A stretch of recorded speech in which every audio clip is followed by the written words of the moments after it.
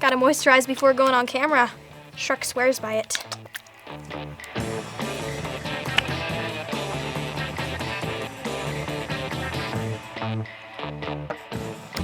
Alright, I'm all good. I'm Ruby J, and today I am channeling my inner ogre to properly bring you the skinny, nay curvy, on the greatest fairy tale never told before it hit the big screen. Let's trudge into the swamp to discuss what they got right with Shrek. Get out of my swamp, right down, give me a night. We talking about Shrek, this is what they got right.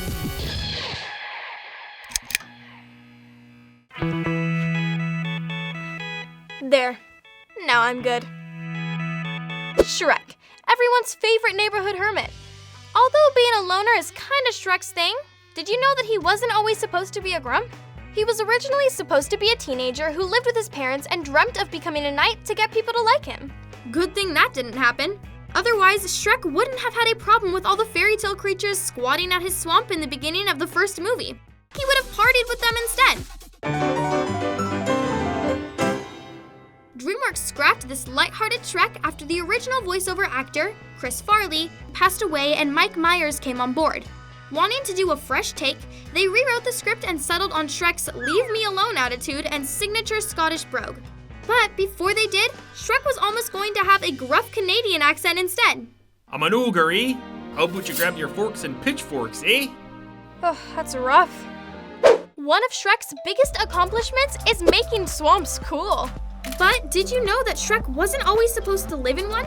In fact, early concept art shows that his house was going to be a garbage dump instead, and that he lived next to a place called Wart Creek.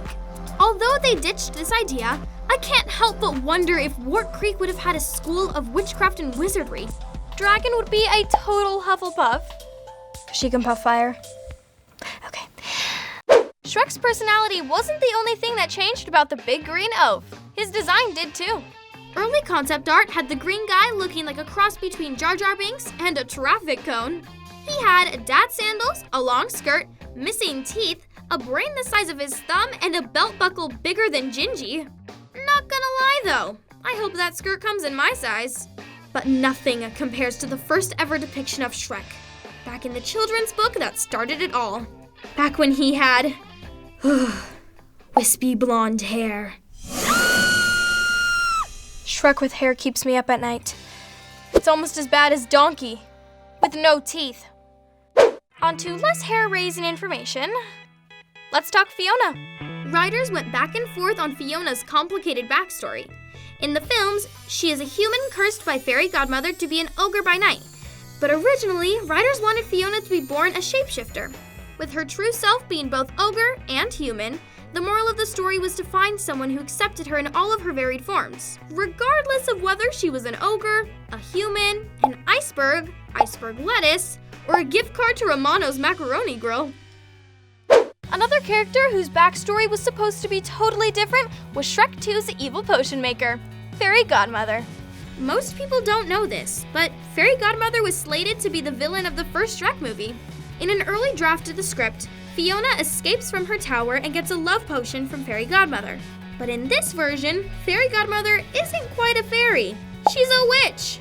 Lord Farquaad ended up cutting in line to become the first villain. But for someone as image-obsessed as Fairy Godmother, something's telling me going from witch to Fairy Godmother was worth her wait. Maybe if she had held out until Shrek the Third, she could have become a unicorn.